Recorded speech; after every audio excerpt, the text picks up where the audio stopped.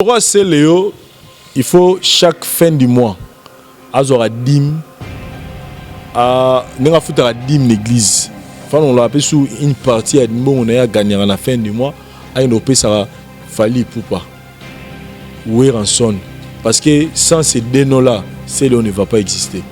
Tu as noté mais c'est Léo en tout cas chaque fin du mois nous on l'aura dîme na yo sur foutre à dîme, faut on l'aura payer 1/10 au tindi. Et pas le roi de la forêt, où rançon, au Tindi pas fallu pour parce que sans ces deux noms-là, c'est ne va pas exister. Le lot c'est le moi je le dis clairement que à comment musicien il y a une émission internet. C'est-à-dire ceux qui le lot babi pendant non, émission internet sur YouTube et Kati et ça c'est le Basile. Et ça sauté, c'est le haut et c'est le parce que Mamutu va me lancer le aloba aloba kaka et puis nenga zarawana muzale zarara lugara place ni dans tout kawera place pour tout ka fali période mo pas tout ka faire oui période mo nga tout ka faire mais ya moi monaka ke ya faire simba na moti avoli ka faire et simba te te avant te Joana fana tiempo la fali pour cela petit a fali na l'examen papa tous à sincère moni fali ya to ba maramoyo to zo ba pe ba vérité moni fali c'est Léo a ebi place fali azalelo fali aza numéro 1 na bango na génération na bango ne bango to ba bimana ba wenge fali aza numéro 1 na bango sikoyo il faut finga ka fali pour ba cheka. Vous comprenez? Donc, c'est le il fallait servir pour Azala l'actualité. Weranson, et à place au Yaouta, servir c'est le pour c'est le en actualité. Pour nous, c'est le aller là, fallait pour poser idée. Donc, chaque temps, c'est le pour ça, mais la ranzambe, ça fallait pour pas succès, ça sous fallait pour pas succès. Ça n'a bandal. C'est Zambé, ça fallait pour pas succès. Ça est succès makasi pour les na finir l'émission jazz, na finir l'émission ya nani comme la nani. Ya nani frère na biso ba lox wala. Ado yuwe. Tana ko finir l'émission malali kasanga. Batala nga ba vie belé. On va prier c'est le. C'est le. Chaque jour c'est le ça me la bon. Faut pas bon vouloir même la fan a fallu. Faut pas bon vouloir, c'est Léo ne peut pas vivre sans Fally Ipupa. C'est Léo ne va pas exister aujourd'hui sans Weranson. Et aujourd'hui, on ne parle plus de CLEO, de Kotiko, de CLEO, de Koimbiko, CLEO de Dansabaregne, de CLEO de Winzaminzemba. On ne parle plus de ces CLEO aujourd'hui. Aujourd'hui, on parle de CLEO qui doit faire une émission sur net pour parler de Fally. Donc, quand on voit déjà faire CLEO, avant même que Nani chroniqueur à ça la noce, tu dis que CLEO, on a plein de jours, on a plein de cahiers de charges. La cahier de charges, tu dis que CLEO, à Olobela Lelo, Fally, Wera. Il y a Sikeza dans la négativité. Donc lui il est là et puis c'est vrai il doit le faire parce que sans Wana CLEO ne va pas exister. Abimisi nze monemoro et est-ce que yo quand on se cause nze moana zo émission c'est la Fally tala lo ni ça succès. Donc vous allez comprendre que ils a gagne peine à bango. Donc c'est le a compris que Fally paye. Donc sur le beli Fally ba ochaoka ba le beli Weranson ba ochaka donc il n'a pas le choix. Il faut comprendre frère. Moi je te soutiens mon frère. Vas-y il faut attaquer comme ça pour aux l'actualité pour 100 comme moi dans mon boulot c'est le. Tant que c'est le a ba biso que mon biso dans ma chroniqueur quand on voit des erreurs on peut pas laisser passer ça pour quand c'est là on nous dit aujourd'hui que Fally Ipupa n'est pas un millionnaire, moi je vais simplement revenir à bateau baota la biso. Fally Ipupa depuis Tobania Neotisiko, la production on a oya beti na oya lancé ba date déjà ça fait déjà 50 concerts. Ça fait déjà na kerutuba na kenangutuba ne leka na keka ande toza boya. Ba production to bandi depuis Tobania ne on a ba date to akale kanana pour orbetango déjà 50 concerts. Dans 50 concerts depuis déjà que Moutlora Fally Ipupa caché na ye eza ya masolo te o ya babanere zaka kala ba ko sabiso kingani ndakwana ye kingani te lelo internet eya ko buka ba lokuta tout lelo lobi kambo to kenen internet totali. Moi je vérifie, je dis pas pour na c'est ça bato Fally to bato suba monanga mabe non, je dis des choses que moi je vérifie moi-même. Ce moutana tembe a produit Fally na fête na bango tout na so caché za combien Fally caché neza $50,000 $50,000 Fally ndeto sur la boîte na Congo libanda partout bien que ça fallait so ça besoin fallait beta concert na yo on a fait na yo pesa $50,000 au bouquet lo luketo siko so to beti 50 concerts au fallait za abandi depuis année ti siko année bandi na ba date toi calé kala to beti ka 50 x 50 et ça dit combien 50 concerts fois $50,000 ba beta quoi calcul ba comprendre que fallait à l'écart déjà tape aux millionnaires ba fan peu de fois to ngato forcer makam muduro a faire gola lo bana bige ye poteza na mubesu ce que tu to forcer ka ba yo na poane faire le bana est bien faire on a faire une émission le bas pena clair abi que non ngai naza reconnaissant que ouais ensemble taper après ça un coup de pouce pour dans l'année naza boelelo mais marambo est ça de ça entre biso comment peut te battre sur za nini likamongo na on la poser ba ouais ça c'est le faire nini batunde ba fan isko ne ba comprendre tous ascension ouais ensemble mutaebi ouais ensemble que les gars faire azati mutaebi ouais ensemble que les gars héritier watanabe adon biso tout eza ba fan eza ceux banane muto expliquer héritier watanabe ouais razati muto expliquer faire gola ouais razati ndenge pe ouais pa yebi bango ndenge pe ouais yebi bango siko ne bango na bango ba yebani ba mona ke fo bazala ra bongo comme bango balobi ke faire alobi koto mpoteza na nubesu héritier alobi abana na faire va yo na biso ozo comprendre to forcer makambo te to yebite nini eleka na se wana nini ezoleka excusez po bazala na niveau wana po soka pona oyoka banga bayoka na bango omoni relation wera na babino mais ça très différent la relation wera na ferre et ça très différent la relation héritier na wera to solo la makambo susuko donc ce qui fait le goal à l'église la télévision bi que pota na ngeza na mubesu to tira ka forcer ka faire de yoka na wera yoka na jibe kota makambo bayoka na te na ninge na pesa conseil na frère Moïse Mbiye que procédure wana ko forcer ba concert sera forcer au betanaï a forcer au betanaï mais lobby abanda pa na beta conseil ba nozara ka forcer ka aluka ba sécurité aluka ba bougumestre ba gouverneur alors que musique est rock na bongote bosko se mkola na PVC contre état vous comprenez oh ce ba kena na ninga lisolo papa congolais photos donc mambo ko singa bumoko congolais to rosa divisé parce que pas la paix. Quand il y a la division, il n'y a pas la paix. Donc, pour paix, il faut que maramo et kenene na suka. Si vous avez na suka te na bakiteti, na ketoro beta, toro tchalibaya te, et keneka na li solo. Voilà, chers amis téléspectateurs, nous sommes là, Masola Winner Star Cargo, Naratsa Dubaï. Ça rappelle-moi bien, nous sommes là, nous sommes là, Madine Kinshasa. Mais ça rappelle bien, on a rappelé que Vincent Beta Masolo, il y a Winner Star Cargo, agence Moya à Dubaï, Cargo, ils assurent, ils rappellent bien, ils sont mon péto Yara. Pour nous vérifier, est-ce que Maraboto sera venu après? Donc voilà, tout ça à Dubaï, tout y est na Winner Star Cargo Awa, donc le jour où on a Salama Awa.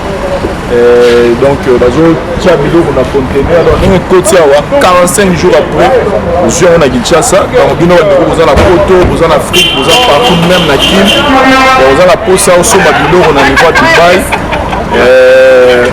adresse Ezara Moko donc contactez Winner Star Cargo je pense que contact na moi tout na Sawa Ezara Kinshasa moi à Kinshasa moi à Dubaï tout chez les bino donc oh mutuka oh tout ce que vous voulez acheter na Dubaï et à Kinshasa dans de meilleures conditions bref année à mon bande on a bien somba bilogo yango ezo kota Vincent pe azana bilo on n'est pas somba et kota kota déjà comme logo Vincent on est rassuré biso donc pour rassurer les grands moro on est na Dubaï na yi pe somba bilo na Dubaï et bilo on a fait kota déjà la place là et na on peut inviter bino pe donc oya partout dans le monde Amérique, Asie, Afrique, partout en Europe. Donc, on ça va business, on va Mituka, on va Kenkeleri, Batuné, tout ce que vous voulez, la batterie. Donc, l'adresse, la Dubaï, ils ont Winner Star Cargo.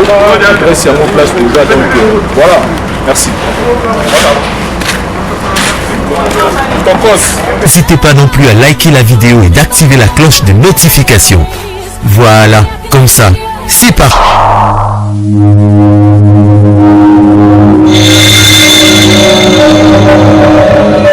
La voix du peuple, oh, la voix du peuple, oh, si tu es bien, oh.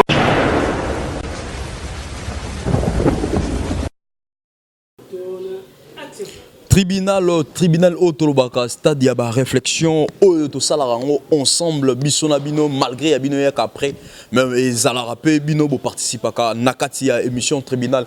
Merci Eza parmi ba émission Obolingara Ming nakati ya programme Nabiso sur notre chaîne La Voix du Peuple. Merci beaucoup na Daryl Dionte sa Azan a plus de vie grâce à Daryl Dionte Sandé Tokoti vraiment pourquoi pas dire merci à toute la grande équipe à La Voix du Peuple, en tout cas tout le monde. Je vous salue, merci Nabino, merci la confiance Nabino pour la fidélité au Bozaralango toujours pour la Rolanda émission tribunal Nini Toroloba Lelo tozali 2 points au Torolobela Lelo Torolobela concert ya pasteur Moïse Mbiye oyo azali na kati ya France oyo pe bomone on a ba image oyo etamoli sur internet oyo akobeta yango lelo concert yango akobeta lelo bomoni ndenge azaki na bokomeza sololi yango tomi tuni ba question est-ce que eko kende malamu tote na ndenge makambo ezo kendele ba combattant de bazo memelango na sango to yoka ndenge poto et makambo ba concert ndenge bazo memelango est-ce que lelo le pasteur Moïse Mbiye a réussir kobeta concert wana. Merci beaucoup. Deuxième point peto kolobela sur l'artiste c'est le Scram oyo na émission oyo azo sala toujours na Katia Mikili na ba confrère mususu na ndenge azo traiter le roi de la forêt, ndenge azo traiter Fally Ipupa, ndenge azo traiter peu président Jubin Piana oyo alobi na Fally Ipupa boyi ke Fally Ipupa ane lokote ana mbongote akosara biso to remeke mpe ko fungola to ba réellement ezalaka nini penza ezanini est-ce que Fally Ipupa azana quelque chose azana mbongo ou pas to ba yango et to kolobela sur ndenge dolobi a traiter likambu ya le roi de la forêt na katiwana na pu papa chéri tozana Vincent Tulus comme invité. Bonjour Vincent Tulus. Bonjour marche avec Mbedi Dizamach, bonjour na ba téléspectateurs na biso nyonso yo ba Jules Bakwa otala émission tribunal voilà. Merci beaucoup, merci la confiance Nebo Sarah, merci tout ça à tous lobela. Premier point tout kende directement tout droit au bi. Vincent Tulus, to yebi moto o izana poto. Sur ma concert, c'est ma concert n'engezongi déjà au yebi même Bercy il a fallu pour annoncer déjà et comme déjà la quand sous ba combattant bazo même quand sous bazo lo ba robeta maté. Lelo oyo le pasteur Moïse Mbiye production na isa lelo na Paris. Na habité subitement ba surtout qui yo monyango kende. Non, pour tous à la paix sincère, différentes émissions de ça Mikolo concernant mon combattant, tous pétant. Tant on bâtiment ba télé la Camaro boé. Bino bozomo la venir que ba ko télé melangoté. Ça dit ba na ilo moté ba ko pesa comme argument. Il y a selon Bino, selon Bisso, auto monde que musique ko beta maté. Mais ils rappellent bien par curiosité comme rappel ko yo solana batongo. Pour le mais pourquoi la raison est fondée, la raison est mais la musique. Et en parlant avec le combattant, on a compris que ce que le frère Moïse Mbiye est en train de faire aujourd'hui, c'est pas encourageant. Ils ont encouragé personnellement na lobango pe na lobango toujours que nga pour musique ils ont à la poto. Donc on a le baranaza naza pour na ba combattant parce que na ba biso tout ba combattant parce que na non combattant à vie na pour na bien et toujours le temps na luki à vie na luka ya prochaine na biso ça bien et na ba combat ils a bien mais faut pas libéraliser côté musique voilà na loba ngo team ko loisa roya na changer la langage mais ko yo kapé ba frère na biso oyo bazana mouvement na ba combattant né ba so na biso parce que au moins on a eu l'état au na bango on a compris que démarche au Moïse Mbiye azoya nango o ezolinge kenenge donc kendela en tout cas eza démarche moi bien pourquoi je le dis au moni ezelo ko ebandaki mouvement ebandaki makasi. Et je peux dire que le tourment qui est presque à 10 ans au mouvement de Salama, il y a eu beaucoup de couches. Oui, Salama, c'est vrai que il y a IDPS Bazaki, il y a père Nabiso Azarana Mobutu Kalana ni vieux Adarama, il y a service, il y a comme les Ngbanda. Vieux Nabiso Nwanda, il y a Zaki. Il y a perdu dans ma caméra donc ils ont parti belé tout ça et là ma ramené ils ont kendelele sur hôtel à vrai du hôtel moi plein que lelo et là ça suna ils sont en plein nenge zala qui était banunzo ko kita mo voilà ce que comme na bateau musuba mo linga ba kota makama o ba ibi ba on on peut un exemple il y a ndona biso moi si Coco Madera c'est-à-dire que moi mutumo bena donc instruction exate niveau exate éducation exate. Mais il se prend la tête sur la télévision pour se prétendre gaza combattant. combattre ya nini ya ofinga bato ba sexe maman na bango ya ofinga bato ba bêtises ya koloba n'importe quoi na télévision donc pour dire que combat ngo et donc ça dit na moni eloko ba combattre ezelo ya ba illettré ezelo ba zobati ezelo ba tamayele o bazo réfléchir pour mboka na biso ki musika alors tant ko kota na ba comme kota bato moko bo bako ya pété que a rosa ne combattre mais bako pese microbe était pas les grands so pas no finga ba sexe ba maman vous comprenez donc cela veut dire que ezo senga suko li solo ezo senga li solo mobo oyo ozake les deux camps va se sentir que baza considéré quand il y a des musiciens et des combattants. C'est-à-dire que ngana ligne le mot ngana au proposer. Nga personnellement la proposer le mot que nanga mo ba combattant comme batu ba mo comprendre que ma BDG comme au quota au monde am doucement ba koko madera qui passe à la télévision au lieu d'annoncer combat na ye qui a pour ça bien-être congolais mais hier au fin d'année sexe ya maman congolaise moro ya donc sexe ya congolaise ya maman congolais moro n'êtes ce comprendre donc cela veut dire que tout le monde comprend que niveau comme tellement bas c'est-à-dire que ba komi ko bunga un peu banzela na voilà donc bref nga dans le bagage frère Moïse Mbiye ils a démarche à bien pourquoi je le dis pourquoi dans le banc pour n'engue marmezo kendele au moni les camions se sont gayés ba ya na résistance té moi je suis en résistance né mon ebo taramaka mon le batu bazo qui frère Moïse Mbiye robeta ne concert mais tant que batu oh non la moni a posté photo moro na internet il y a bourgmestre ya place où ya robeta na Belgique voilà je pense pas c'est ça la solution héritier atana be pa so ikutu ba mboa ba nini tout ça mais là ba tumeka car mo libana lobi ke ba mbuté fanda guerre parce que jusque là bato ba nilaka ba concert ezalaka ba combattanti et ba acte ba combattant ba poser ande ça que gouvernement ya mboka na ba nilé concert pour assurer sécurité ya bato ya ba combattant ba utiliser la technique voilà donc moi je pense que pour na frère Moïse Mbiye c'est pas une bonne option yako kenya yaza mutu na nzambe moi je pense que yeko tunaza mieux placé comme aza mutu na nzambe aza pasteur aluka neni na rokutanisa de l'autre luka interne to luka médiateur le l'autre mona que non ko fait l'homme idée vu ce qu'il est aujourd'hui il ne peut pas rassembler peut-être ba musiciens nyos ba ngoyate je cite à l'occurrence le roi JB aoyate mutu le roi Ferré aoyate tous à la clair tous à sincère parce que Julius ce tobito qui na point net peut-être ba mission so to benga profane peut-être bango bazana mo ba guerre d'esprit peut-être ne mo bazana nango mais na côté na bango ne benga moi ki bonzambe est-ce que au monité so bango babi comme ba ndeko na biso ba musicien o to benga profane na musique a mokeli wana ne ba benga peut-être le quoi bango zo simba te biso to meka un peu ko fongola système bango peut-être na kana bango peut-être bazo meka peut-être ko simba comment procédé wana za bien ti procédé à bien zani, procédé à bien zani que frère Moïse Mbiye a pasteur, ya munene, il est considéré par beaucoup de gens, bah on a respect, peu importe ce que les gens peuvent dire, quand il se présente devant nous ici, c'est un pasteur. Comme bah musicien, tu as dit que n'importe le bah que Kofi, sera bengi jibe orienté, soit bengi faire orienté. Vous comprenez? Comme on a des difficultés là, mais frère Moïse Mbiye, il parle bien aujourd'hui, je peux dire avec tous les artistes musiciens. Dans mon art, comment il est respecté par Héritier, par Ferré, par Kofi, par beaucoup des artistes musiciens. Il y a Mukiliboye, profane, dans la considération. C'est lui qui aime, il peut prendre, étant que pasteur, parce que pasteur a rassemblé. Étant que pasteur, moi je pense que au frère Moïse Mbiye a coquille au sala. Et ça, on a imposé conscience à la potouté.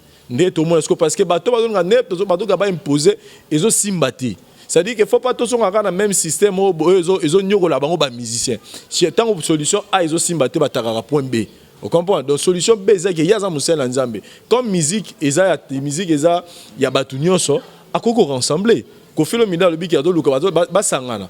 À quoi rassembler? JB, à rassembler, Wera, à rassembler. Il y a qui ko 500 musiciens. D'abord, étant qu'homme de Dieu, il y a un respect dans la Nzambe. Et puis, deuxièmement, étant qu'artiste et musicien, le roi Bango. Ce n'est que ce basangani, balugasuko, nangamo ba combattant, il y a des combattants, baza ba racine. O ba yebi makambo ba yebi ke soto fongolia to kanya musique lobi na poto beti ba yebi so ba cheka ka musique ezongi baza et ceux qui ba lelo ba sangani il y a ba combattant na baza ba kosola so tango lo ba sangana banani ba sangana ba musicien profane na ba musicien to lo ba ya bonzambe bango na so ba sangana pona dossier yango ou bien ba na ba sala yango na kona non bango peut-être pe bango ba même sous ba sala yango lelo o lobi mokile choli bango tondo mo ndenge serment mais ça ba sangana ba musicien on ba chola e pe ke bono ne ba ko chola en fait mam to lo ba l'autre fois yango na minute eza makambo te o musique chrétienne musique profane ceux qui n'ont pas bongo bango de ba souffrir parce que combattant na boya musique beta na poto akenda kayu a sa cop na ye a okotsa mukene na poche mais yo musicien au combien empêché aux autres ça ta frère Moïse me ba bon ma gitoro ça ba succès de ça là combien de frère Moïse Mbié ceux qui ba combattant de temps frère Moïse a beta pe ba Bercy wana a beta pe ba seni na Olympie wana peut-être a zapper artiste musicien chrétien ya mort na soit signé ba ça wana parce que ngalo ba na nenga musique ya chrétienne il est le number 1 ya tous à la sincère numéro ça na fité soana ça na pamba o bandima ngala landa Franck Mouladia le frère Franck Mouladia o azo ndima Moïse Mbié tous à la nyama ma na peut so ba comme ça so mutaf Moïse Mbié na le bible so comme na kiso na internet ndimi ga moto mutaf Moïse ngam na landa le frère Franck Mouladia na émission ya Virginie Manganga na préciser bien na émission ya Virginie Manganga place le frère Franck Mouladia azo ndima Moïse Mbié na vitesse à lelo sur internet il na média tout la musique chrétienne il est le number 1 il y a musique né lelo fallait contrôler musique côté profane il y a côté on doit contrôler musique parce que ce total va cacher quand il y a pas meilleur moment au Japon na ko beta concert na ba Gabon wana donc faut timba ke azan makamba na ba salo azo beta na kinya wa na ebité ba monsieur belé otozo benga profane ba ro beta ba salo wana il y a des artistes musiciens au toro compter lelo o comment bien so beta concert mo na Kinshasa o peneza que non o senti que concert o beta ma o senti ba organisation zazaza en tout cas ce baza misa tout frère Moïse Mbié na kati o beta concert à $100. Voilà donc bref pour dire quoi qu'est-ce que je voulais dire que lelo frère Moïse Mbié na oraza nango il faut profiter. C'est-à-dire que les missions chrétiens ne sont pas comprendre qu'il est temps, na ba mission profane, ba comprendre que Moussa la bango est en danger. Moto la boya musique boto na pebeta na poto a raté eloté. Mais bango ba raté quelque chose. Que procédure wana ne ya ne ba okinela moi c'est là mon âme la vie ne na réfléchir ne pe na tali ma ramde que na moni que procédure wana et ozaka ba problème ba solo là. Mais ça Julius, soki to bito suka ka bongo to batu pe ba ko tonga batu pe ba o pe ba linga ba leader musu ba ko ton. To moni pe fali popa no, ça qui pe aye. O pa sanga na mutu te. Pe o atiki déjà ba billet. O ba bi da guichet fermé. Na tout ça l'émission mon na musicien mo ba guichet fermé déjà donc déjà ba teki déjà ba celui-ci. Mais maintenant o asanga pe na mutu te. Bon le frère Moïse Mbié soki le lo pasteur Moïse Mbié sora bi abeta na yepé na ndenge na ye. Ozo mema ko sanga na ngo na place ni tant que ba misupe ba sanga ni te ye pas salon na ndenge na ye. Ozo monter mutu lo mtaso ki na ndenge na ye. Problème ça ga ye mo faute. Problème la biso ezanini. Problème biso eza que il faut quelqu'un à se porter garant pour rassembler les musiciens. Et la personne doit être aussi un artiste musicien. Nous tous, nous savons que Fally Ipupa, avec tous les succès qu'il a aujourd'hui, il fait partie des artistes musiciens le plus jalousés dans le Bourg Nabicho. Tous sont sincères. S'il fait partie des artistes musiciens le plus jalousés, moi, je me souviens des plats qui n'a poto, ou là, sa musique, il y a ça, émission internet, pas finir à Fally. Pour Misara Fally le Kouta, Misara Fally Mabé, c'est l'artiste musicien c'est-à-dire les artistes musiciens au hasard le plus jalousé dans Mboka Nabicho Fally Ipupa en fait partie. Donc déjà les lots ont des difficultés wana, il y a au Sangi Sabatu. Mais Moïse Mbié comme azana un mutu na Nzambe na nenga pasteur on comprend que azana facilité wana ba neni na go solo parce que ce sera pas tout le monde qui vont peut-être partir mais ils vont sélectionner peut-être des têtes. C'est-à-dire que na go solo là aroye babo kingani et puis moi je conseillerais na Moïse Mbié à Salango na jeune génération. Quand je dis jeune génération, je vois des Ferré, je vois des Ritier, je vois des Fabrigas, je vois des Robino, c'est-à-dire la jeune génération. Peut-être que Rosa na facilité au yokai. Rosa facilité au yokai. Et puis bazana problème pénaté na ba combattant ba roi kize ba ngwe loko parce que le roi Fally le lo Ferré, Héritier, Robino et Fabrigas ba roi kize ba ngoni. Parce que bango ba marambo tout ba le loko kwa kize bango te. Donc déjà ne ba le loko kwa kize bango te et ça na pas facilité il y a solo là déjà na bato donc en bref na on sa conseil na frère Moïse Mbié que procédure wana forcer ba concert sera forcer au betanaï a forcer au betanaï mais lobby abanda pas na beta conseil nos arara forçaka aluka ba sécurité aluka ba bougumestre ba gouverneur alors que musique ero ki na bongo te parce que ce mkola na PVC contre état. Oh, ceux qui ont un lisol papa congolais photos congolais to divisé parce qu'il y a la paix. Quand il y a la division, il n'y a pas la paix. Donc pour paix il faut ne maramo et kenene na suka. Parce que ero na suka te na bakiteti na ke to beta to chali bayate et keneka na lisolo. Merci beaucoup et surtout musique ezaka eloko ya esengo. En tout cas, mututango ya concert aye pour ACP là. Alongo la ba stress tout les arabes le mois bon que non mutazo ya concert azo banga déjà. Est-ce que des ordres kozala ou pas wana eza mabe makasi on to senga nenge fesa chuluza lobby bo mekempe ko sangana bo mekempe kozala na idée moko pona récite ya pour concert ezonga et au sala biso bien makasi. Merci beaucoup to changer sujet au to zolo bela sur l'artiste Célio a multiplié ba émission ebele na poto lelo naïba na ngapena na marche na ibi lo Célio a sala na poto te hein pour banda kena poto to zela biloko na yatinda awa isa ta section na kine yo sate mais origine ndenge nini tango Célio scram zo boya bi ke fali pour pas azana rien. Est-ce que ça a jalousie ou bien peut-être c'est le pas solo que non le haut n'est pas qu'il fallait pour passer à ça musicien parmi les musiciens au ça peut millionnaire. Est-ce que tant que c'est le azo boudé en haut et tant qu'il y a musicien a y a sur sa musique a y a même musique on évoluera. Est-ce que cause on a raison à quand il fallait pour Moutloa c'est Léo il faut chaque fin du mois azora dim nous avons fait la dîme l'église. On l'a appelé sous une partie à on a gagné à la fin du mois. À une opé ça fallait pour pas. Où est rançon? Parce que sans ces dénoms-là, c'est le ne va pas exister. En tout cas, je le dis, c'est le en tout cas sur le talent frère. Na lingaro mingi obini sanga trop sepeli sanga la marambe belé la musique ngala biso do ba neto ba fa na maison mère période wana donc tous on a bon souvenir na yo.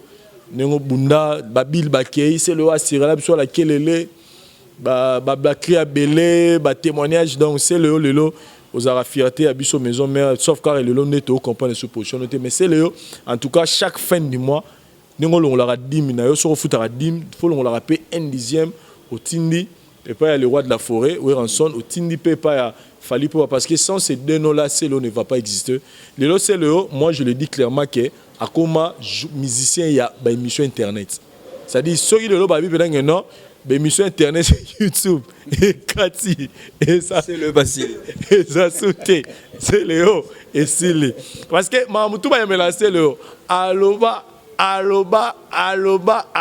kaka et puis yenga zara wana musale zara lugara place ni au tout kawera place mo tout ka fali période mo panga tout ka faire. Oui. Moi, tout à fait, mais moi, mon arrêt qui a fait Simba. Avant les faire et Simba, ah, avant de Joana, il faut la dire, mais la fallu pour ça la petite a fallu dans l'examen. Fais ça, Julius. Oui. Donc, c'est Aranini vraiment c'est Léo. Net n'a fallu. Ça a vraiment nino juste. Papa, tout ça sincère. Mon il fallu. Il y a tout ba maramoyo, tout ba rapper ba vérité. Mon il fallu. C'est Léo a eu place fallait à Zalelo. Fallait à numéro 1 na bango, na génération na bango. Ne bango tout babima na ba wenge. Fallait à numéro 1 na bango. Sikoyo, il faut finir fali pour bacheka. Vous comprenez? Donc c'est Léo, il fallait azo servir pour azala en actualité. Weranson eza place au Yaouta azo servir c'est Léo pour c'est Léo en actualité pour émission par exemple ça qui na confrère na jazz. So telle émission, soit dans le cas comme moi Fali, comme moi Wera, émission peut signer maman Eleng. Donc pour cela exister, il faut comme moi Fali Zala. Il y en a qui c'est le Zala chaque jour. Je suis sûr et certain. Mais non, mais ça c'est le aller là Fali pour poser idée. Donc chaque temps maintenant c'est le open ça mais la Nzambe, peut ça Fali pour pas succès, peut ça sous Fali pour pas succès. Ça n'a bandali. C'est Nzambe pesa fali pour pas succès pesa succès makasi pour les na finir l'émission jazz na finir l'émission ya nani comme la nani ya nani frère na biso ba lox wala ado yuwe tana finir l'émission malel kasanga batala nga ba vie belé wa pour ya c'est le chaque jour c'est le ensemble là bon faut pas bon vouloir même la fan a fallu faut pas bon vouloir c'est Léon ne peut pas vivre sans Fali Poupa c'est Léon ne va pas exister aujourd'hui sans courir ensemble mais tant ça ko ignorer à lobby que non Fali Poupa ba mongo ba lo ba bazana ngo wana za nango te aza millionnaire te attends zo boye yango na habite ça cause à peine raison parce que Kota l'a fait Fali peut-être Oezo Lax biso que c'est un millionnaire peut-être que je rappelle peut-être n'a pas bien auto zomona bon tu éviter il fallait là que ça raté mais peut-être c'est là Rose a bien raison tes côtés on a point wana. Non, c'est là Rose a jamais raison comme je viens de le dire. Pourquoi? Parce que lui il crée des choses pour juste émission sur moi view pour vivre parce qu'aujourd'hui on ne parle plus de CLO de Kotiko, de CLO de Koimbiko, CLO de Dansabarenier, de CLO de Winzaminzemba.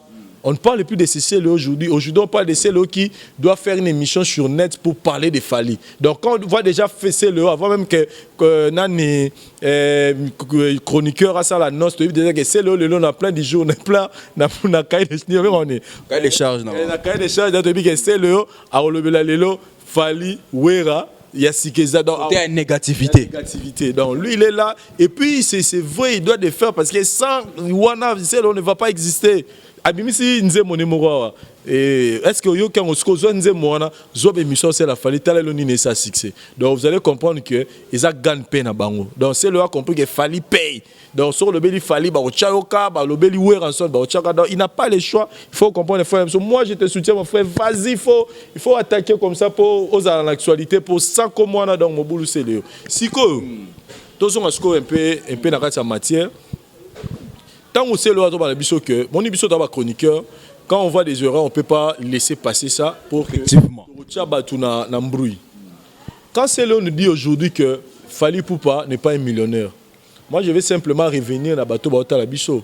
Fally Poupa depuis Tobania Néotisiko. La production on a lancé déjà ça fait déjà 50 concerts. Ça fait déjà dans quel route ba na quel route ba né les cas na quel cas on est aux aboya. La production toi bandi depuis to bandi on a ba tu a calé kanana pour orbetango déjà 50 concerts. Parce que dans 50 concerts depuis déjà que Mutloro Fally Poupa caché na yé eza ya masolo teo ya ba banere zaka kala ba ko sabiso kingani ndagwana yé kingani te lelo internet eya ko buka ba lokuta tout lelo lobi likambo to kenen internet totali. Moi, je vérifie. Je ne dis pas pour ça bateau Falito, non, je dis des choses que moi, je vérifie moi-même. Si on a un produit Fally na fête na bango, tout na caché à combien? Fally caché les $56,000. $50,000 Fally ndeto sur la boue. Na Congo, libanda partout bien que ça Fally so da besoin Fally beta concert na yo, on a fait na yo pesa $50,000 au bouquelo luketo. Siko, so to beti 50 concerts au Fally za abandi depuis année ti siko. Année bandi na ba date toi kala to beti ka 50 x 50, et ça li combien? 50 concerts fois $50,000, bah beta quoi calcul. Bah comprendre que Fally à l'écart déjà tape aux millionnaires. Parce que tu le monde a qui ça, oui. Donc si on doit parler de millions, na mbora na biso na artiste musicien Fally Poupa, c'est un millionnaire parce que je l'ai prouvé, na longwe na effacé 10 ans ça Fally a sali, ceux qui 12 ans ya musique a Fally na effacé, na yeka sikoyo, na bika to banika noti siko 50 concerts fois $50,000 et ça dit combien?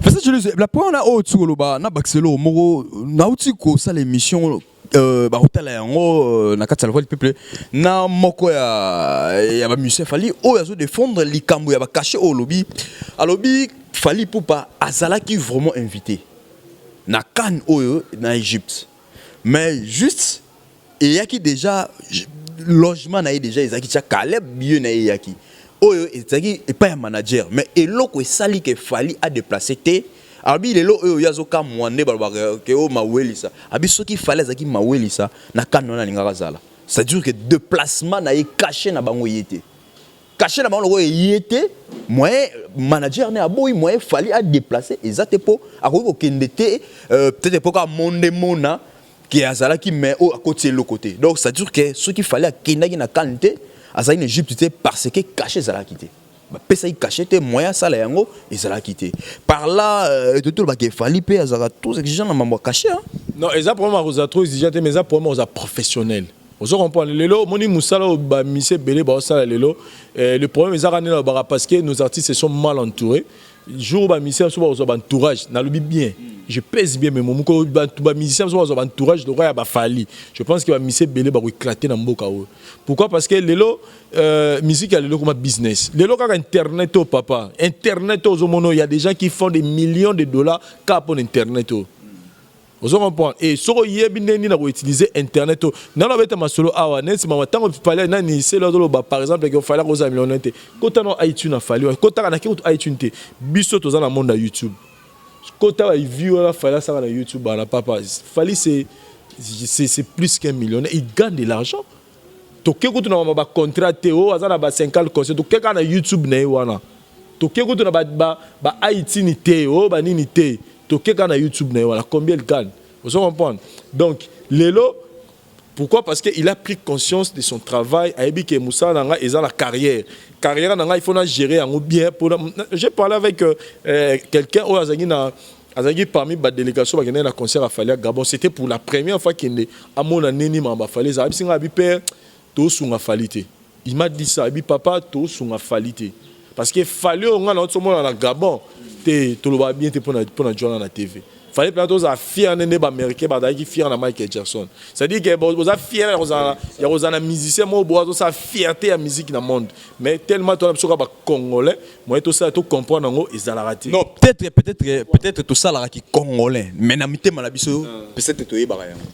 C'est-à-dire, dans le problème est que mais sur le salaire, tout le monde est au bout. Tu as des musiciens, tu as des David, tu whisky, tu as considéré c'est pas dit que baza na ba rivalité mais baza considéré baza respecter na mbongo na puis baza reconnaître apport na bango ezani na musique. Donc moi je pense que ba mission na biso ne na so ba faut pas comprendre le quoi. Fallait pour pas as exigeant et maza professionnel babi so bi pesi valette pas so valette. Donc moi personnellement je pense qu'il a pleinement raison sur Boino qui n'est pas caché za la guité. Mais ça Julius parmi les autres ba musiciens peut ba moyen ou ba possibilité et cause fallait pas émoter.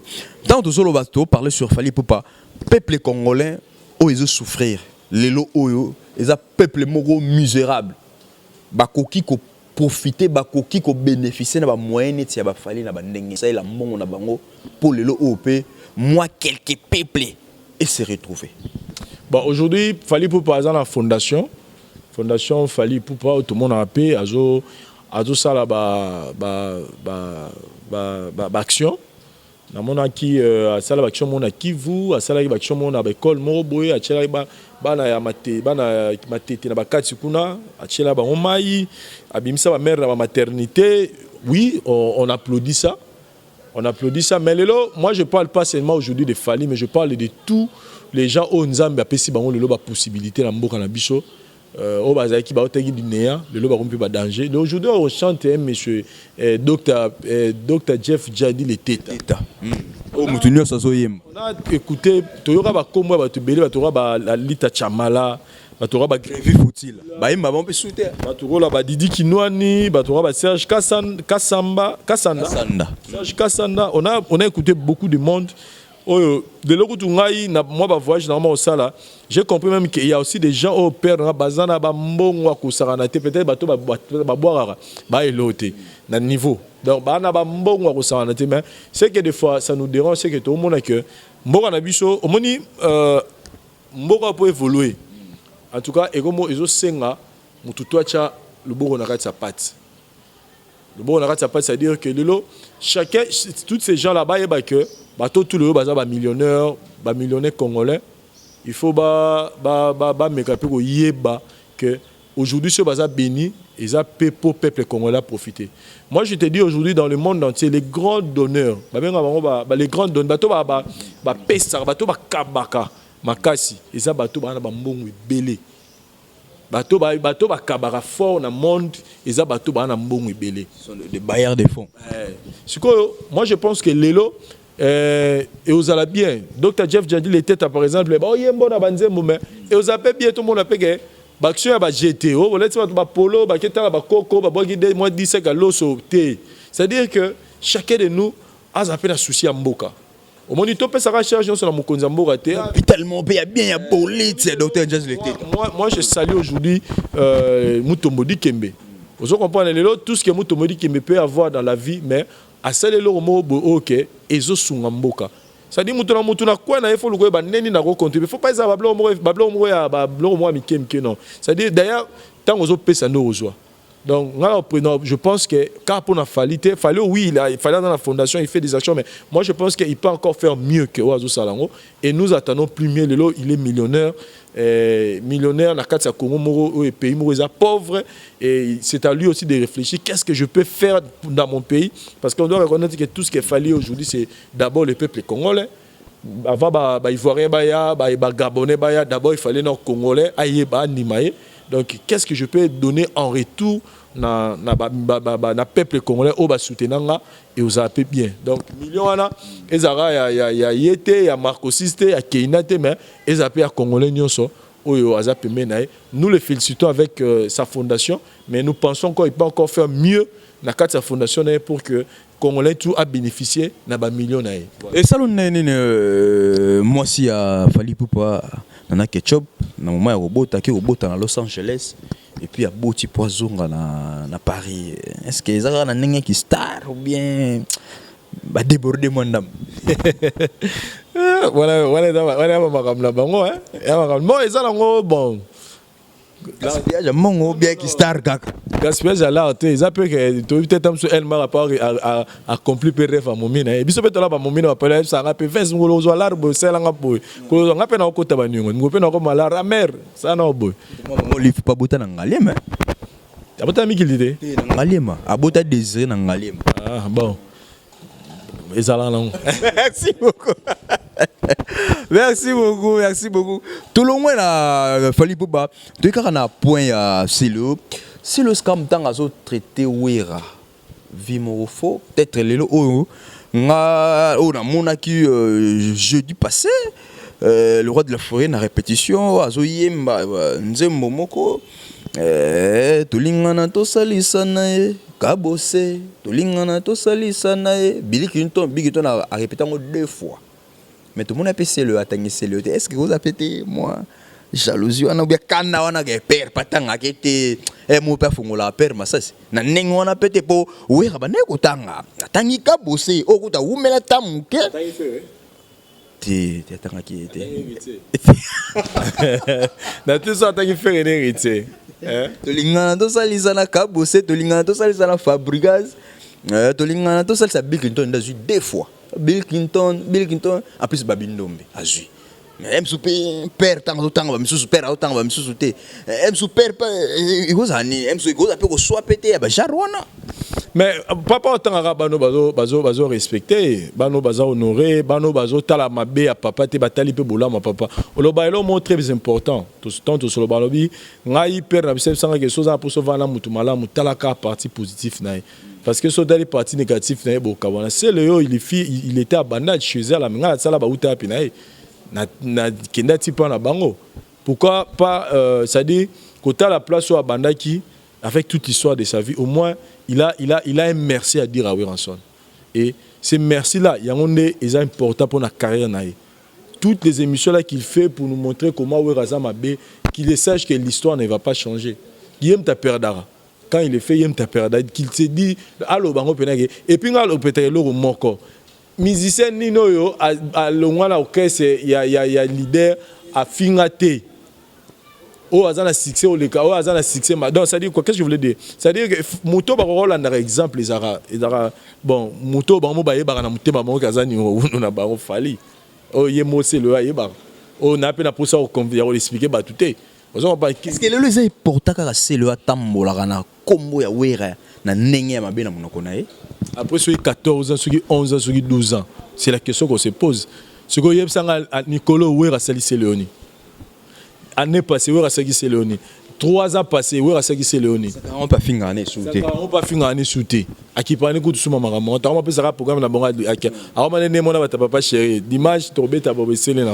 Allons on est Caraïbes. C'est-à-dire que bref, moi je pense que c'est Léo né dans Toloba tout net le faut comprendre que c'est Léo batu ba nyuka ma shooter c'est Léo chaque matin il prie pour son frère Fali Poupa et puis il prie pour Weranson Zambe pesa Weranson actualité ngapena lobelango pesa Fali moi makambo pesa sous trophée pesa Wera Fali trophée na mboka boye pona lobelango na boye yango donc c'est ça la prière de ces deux batu ne pas comprendre que c'est Léo il a compris que musique est passé. Vous comprenez? Musique est tellement pas si donc à Okoranaï musique était. Ce qu'on pourrait exister. À nos sa musique, comme musique on a nos salons succès. Comme ça besoin que combo na e limoité. Il faut azo combo ya fali, ou azana succès danger, ou alekie, azuna combo ya wer en son place ou wuta amanyola ngo na moi maboko po, na moi monoro plutôt po bachaika. Donc batuba se kete souté. Donc ce moment c'est le Azo lobela fali, azo lobela wera. Bon comprendre que c'est le yo, il fait son travail pour azala l'actualité. En tout cas, merci parce que tu les lobby maman solo. Oh, tout le monde a même na mona qui a même pas babino mais tout ça clair les lo. Tout ça clair. Nani na ba journaliste même au ba la télévision soit qui ça même au biso sur internet. Oh ba nego rêver soit qui ne luka babino massa en émission. Babino mais ka ko approcher papa naé musicalement ou ranson. Le babino massa combien de émissions au babino massa la qui. Le lo op babino même to lo bapé to ezaki na temps to comme lo bela pe babino mais babino mazonga une actualité. Le lo to lo bara ba c'est le faut comprendre le lo moro boy. Tant wana essayer l'équinango. Tant histoire et au changer té nenge toyeba wera sala yo c'est le yo tira jamais ko sala wera son et to loba lelo o c'est le monta groupe o bimisa pe ba musicien ni oyo bimisa na niveau na yo nenge wera bimisa c'est le yo lelo so tobi que c'est le même atteint album à liboso donc rien à dire ya loba ko des até merci beaucoup mais quand c'est le yo to take mingité lelo o c'est le yo alobi que vieux au azam modèle le vieux au atika na bon asola bien na petit c'est JB Mpiana côté JB Mpiana to moni c'est le qui na ndenge mo ya bon et tant que peut-être JB avant na JBT bien ndenge on dit lelo na osenga pena na bango tout bati ko cha confusion na mutu ya ba fan ya maison mère pour la relation JB na Weranson ils se sont connus. Bato ba fan à maison mais ba comprendre le mot que JB na wera son eza ça dit ba wera na jiba démontrer biso que baza ba inséparable donc atambonge atamakamboye c'est le na wera son na JB Mpiana baza ba inséparable siko bato s'approcher pas au JB Mpiana na aider au sala wera son mutema passe nde batika au sama kamwana donc pour le moment ba quitter la JB charge JB toujours quitter les péchages on peut trop tout le clair bana nyonso o bazana contacter na Weranson o to bana o ba uti maison mère o bazana relation à bien na Weranson pourquoi kaka bakenda ko vendre pas JB Mpiana papa ezaka bana Weranson té elo ba comprendre raté JB Mpiana moi j'ai compris que c'est un homme c'est un être humain il a un côté moro personnellement non on a approché mais je pense qu'il a un côté moro batu bah c'est intéressant na omi parce que bino autant ra le loba na wenge Fally Ipupa quel est l'artiste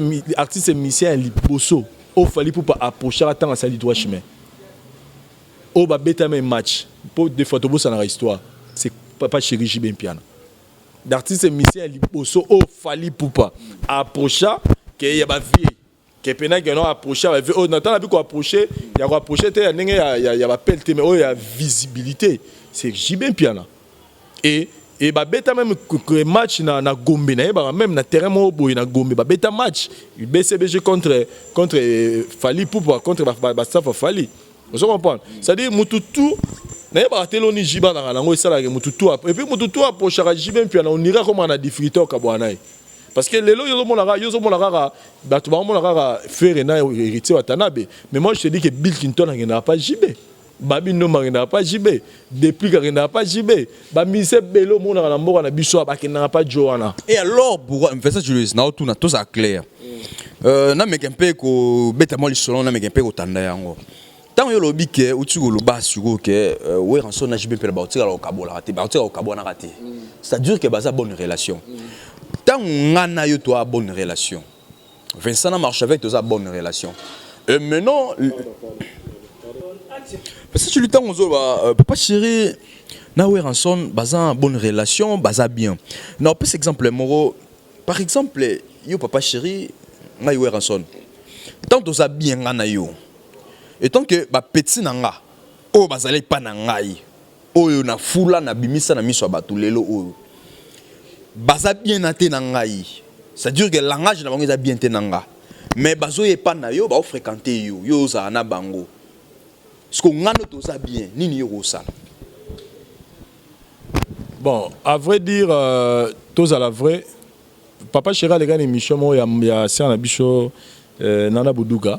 Alors il est habillé azarane à l'est, il y a une relation à Moutoumoro ou aza na relation à Moutou yeba coopéra na été.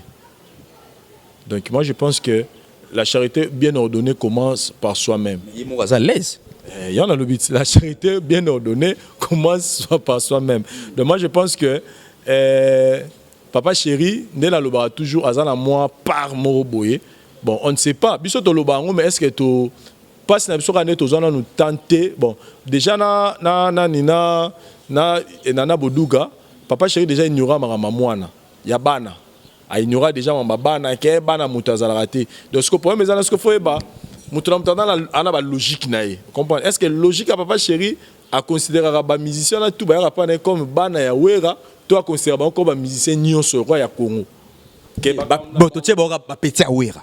Ce qui ban papa chéri boaba, to tche ba petit wera kasi. Est-ce que papa chéri na mutu naé a besoin ba on a idée que ba petit wera.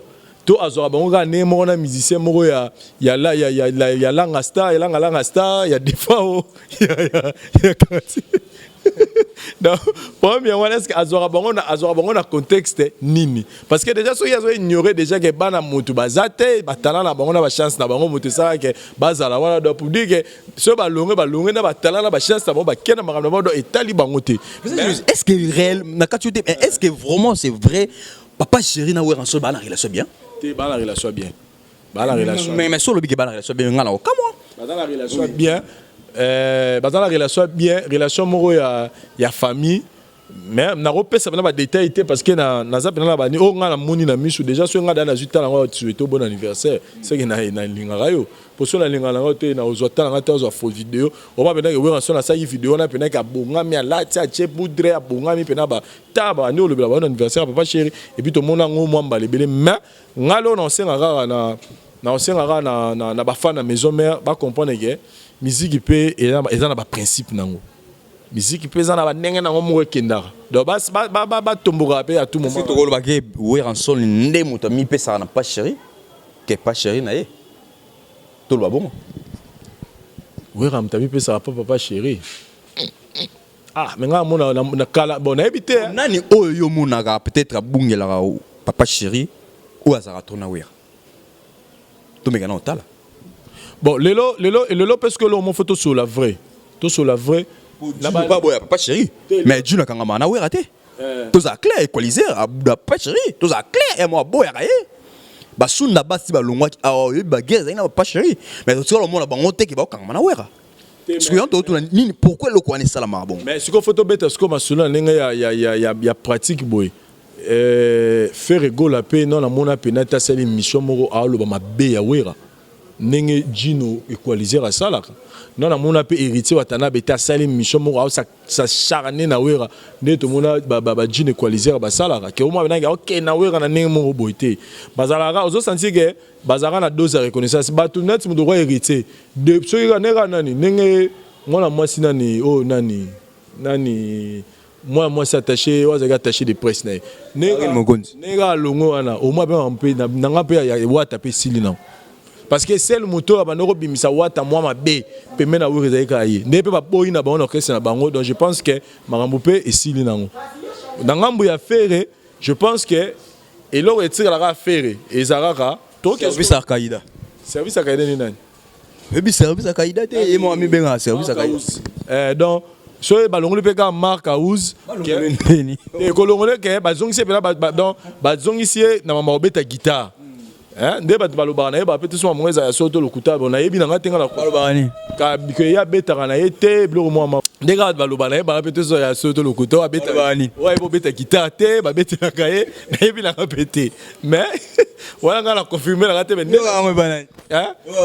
ba Gris Matadien bato ebele balobaka yango to oyoka yango mais nayebaka te nga sikoyo namonaka ye na baémission asala na ndenge émission mona radio bazo ba poser quelques questions a ju pena do beta guitare mais bon ezaki radio na éviter soki mtano beta na éviter mais ado beta bien a beta blo rebela bien ngamuna nakata ko ma to kanga ah siko ye ba baloba o maka oza beta guitare te mto beta guitare kitoko bo mwisa moto ina zera opérer en radio ngabité na radio c'est des yede non c'est faux nga boya ngo na boya ngo pourquoi parce que mto ko arrêter à miss so azwaki mto la frère Nabiso nani comme Marcaouz c'est que il a pas ready on a na salon on a na salon pas ready mais c'est ça makambo vie une étape rose rototo que zo kuna non moi je parie et puis sur beta tour na maison mère kasaki pe moi tester ba nini bosse ke pena ayebi boulot na ezarara ndeka nizarata msusu nze momoro boye faire préférer ka ça l'appel à mutu mo te yebi obeta te non ezarata tam msusu ya mutu na mutu to mona ba pe mpanzo na pe ba benga ba benga Rigo Star beta pas bon donc pour dire que eza nule donc ba nandule ba bloko na ezarana oza en gravité mais mon copain peut faire rigoler pas au long la yépe na makamona tike kana guitare je pense que mambo ekota mais donc c'est le notre expliquer wana eza cop na ye musique mukie ko fingi belé pour bachangaka donc voilà cop c'est Léo sikoyo ya ba mususu moi je pense que ezaka ba makambo moni bisonne ba fan peu de fois to forcer makambo munduro a faire rigoler lo bana bige yepoteza na mubesu siko toni to forcer ka ba yona poani faire aloba na bien faire quand on a faire une émission aloba pena clair abi que non ngai naza reconnaissant que we ransom tapé après ça un coup de pouce pour naza nani naza bolelo mais marambo et ça de ça entre bisonné comment peut te battre sur zara nini likamongo nga on la poser ba vina we ça c'est le faire nini mais nga pena on la poser ba na landa papa mimo ma façon fait c'est le faire aloba pena na pena ngesem ça fait et ça rappelle ni na ngo wera sala o pota peneza ara mu beso no ba soki na imobali te na ngana tambola makola aloba vraiment très profond et nga personnellement touchanga donc batunde ba fan sko ne ba comprendre tous ascenseurs wera son mutaebi wera son ko leka faire azati mutaebi wera son ko leka héritier watanabe adon biso tout eza ba fan eza so banane muto expliquer héritier watanabe wera azati muto expliquer faire rigola wera azati ndenge pe wera pa yebi bango ndenge pe wera yebi bango siko ne bango na bango ba yebani ba mona ke fo bazala bongo mais est-ce que papa Chirac ko yeba héritier ko yeba faire rigoler wera akoyeba bango siko na opesa une explication bokanisate moi je ne pense pas que mukom super wera jibena na beta tali solanate na limite ba kokanga te ko sola na balegi ko sola na limite que jibe balegi ba yoka raté soka sola na ba oseke balegi ba yoka raté te yanga ce qu'on appelle ça de la précision muto aleki fere koyeba wera koleka fere héritier azate bango bazala na ye ba yebiye wera zana na bango comme bango balobi ke fere alobi koto mu potezana nu besu héritier alobi abana na fere va yo na biso ozo comprendre to forcer makambo te to yebite nini leka na se wana nini ezoleka excusez po bazala na niveau wana po soka pona oyoka banga bayoka na bango fali on a confit lelo papa na mona dynastie chacho lelo bango so tozo sala be fort lelo peut-être ya wera na babinombe zana kende omoni relation wera na babinombe ça très différent la relation ya wera na fere et ça très différent la relation ya héritier na wera to solo la makamsu siko.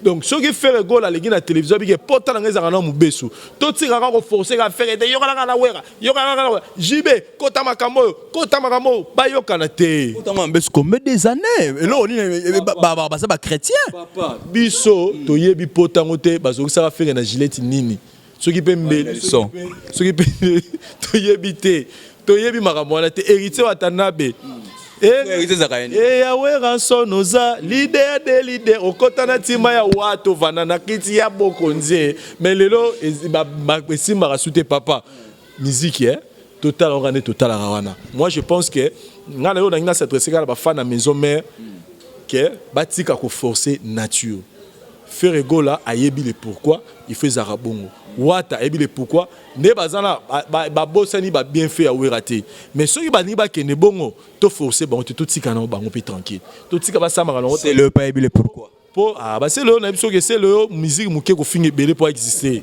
ceux qui au fingi c'est le aux insultants donc c'est le moi je parle des gens qui travaillent faire héritier watanabe donc bango mi balé to tika ko forcer bango totika bango baza na relation on a jibene baza bango ba yebi le pourquoi ba yebi pourquoi ma maison kene bon totika renforcer totika musique etambla pona bango ba finga et si kaka dans minute où tu as déjà quitte pour babona sepel quand ba boyi pena cette fois-ci vous ba orchestre na bango et puis na ngambu ya vouer ya faire nda tika na responsabilité ya Marcaouz et puis ya Marcaouz c'est pas tika ba blora ça na beta mi guitare ko finga diminuer mon mke. Donc bref, et donc on a fait la maison mère yangwana, tout ce qui a une polémique à problème. Après tout le bel on peut trop ouais rabazora na faire lui porter za mube surtout forcer était tout là faire somba sinini alcool pansement pota malé mais pota ngole ukauka ba yokana. Merci beaucoup, vraiment nous sommes arrivés à la fin mais net aussi le baka que ngana lo bango à chaque fois que maison mère bazana ba fanatique belé ouais rason aza parmi les musiciens au bazar, les musiciens le plus populaire RDC. En tout cas, les lots au Nalobaka, Ferré, héritier, Watanabe, bozo manqué, les fanatiques à maison mère, Nassima Mokongona, bino pour batchayo poa, pour batchabino pe poa. C'est-à-dire que héritier, les fans au Yozarana, surtout Watagoga, les fanatiques déjà au Yozarana bango, et surtout ceux qui sont fanatiques à maison mère, sous Simanayo, et Saloneni. Nenge les fanatiques qui a fallu poupa, et à Kofi Olomide Barasima, fallu poupa. Bozo mon a le sala bien. So tali fanatique ou aloba bien ya Kofi Olomide aloba pe bien fali poupa fanatique ou aloba bien fali poupa aloba bien Kofi Olomide pourquoi pas ezala pe que non fanatique aloba bien pour na relation aloba bien hérité Watanabe aloba bien Ferrigola peut-être bozo comprendre teloni beaucoup ça là et c'est important pour bénéficier na ba fanatique à maison mère parce que bo outil quand na maison mère on a droit on a bénéficier na fanatique c'est simple ça ali solo et ça ka boy ba solo et le go échanger bien ezate fallait solo na Kofi Olomide qui toko le échanger fallait ezate fallait lo mataraka et wana le 28 ans na Bercy et wana zo que nous ça sur 41 jours na États-Unis kuna ba concert au tambo les États-Unis Canada ni ne échanger ni ne longue pas fallait bino ka bozara dommage n'a peut-être fait ça sur le moment na suka na habité ni ko bakisa non bolingo kala ba musicien et puis acceptation des autres, acceptation de soi et puis des autres, c'est-à-dire acceptation de yeba oza et puis yeba konima baninga pour na mameta li frère Moïse Mbi je pense je résumé li solo ba luka ne ba resona bande na biso bango ba bato bande komba na bango ba pesa bango pe chance wana ba pesa bango responsabilité wana basi ça peut komba donc bato ba lancer komba ba on peut pas ba lelo to kati komba pour na ba musicien to tiki komba pour la politique makambo continue lege bango nde baya ko ça la moi tête à tête na bango yango moni ko mo fingi ça même ba mère ba musicien na biso po et donc ngai non dirait ya ba Britalie ya ba conflit ya ba blo ça là Bokechu na point wana yi à cause na ngambo wa musicien te abunga longola ki musicien Bokechu Bokechu aza ah papa ngana ro na rokota na bena été ya ba mamba ofinga wana pour ngazo bena plan pour te barater il fallait za musicien Bokechu ça dit à bizarre et puis à vérité il y a le big musique et ko beta na pototé hein musique ko beta te musique beta te mais ba bengi c'est na soirée mo za ki soki na Suisse soki wapi à récupérer micro mango hein ebele ya bana kote ebele ya gata kote Nathalie m'a dit oh Bokechu la musique beta te mais yemo mteli boso ta uti musique azini ko amani oyemba concert donc pour dire que Bokechu a un problème te Bokechu ne zala zaka que c'est moneni oui tu as pas te Bokechu m'a quand pour aller va péter les aimants de mon et puis maintenant mon père donc bref Bokechu a un problème te ah dans ma ya ba musicien et a li kamba li mais Bokechu moi quand ça Bokechu a na pour ça concert zo alors accompagner que bambo ya on la ya betanete ya ok ça va on betat abeti concert mon na suicide c'est belé ya bana mboka merci beaucoup maman la peut-être que quelqu'un ces ali ah telelo za tetolo so de belé merci beaucoup merci beaucoup vraiment nous sommes arrivés à la fin de cette émission je dis merci à monsieur Gauthier Belé ya ngwana et pourquoi pas chiper batik le dit de Lyon Riziboula le tenant du titre en tout cas moi na comme Sabino ya te poto komi to consommer pena je dis et je finis ciao à la prochaine bye merci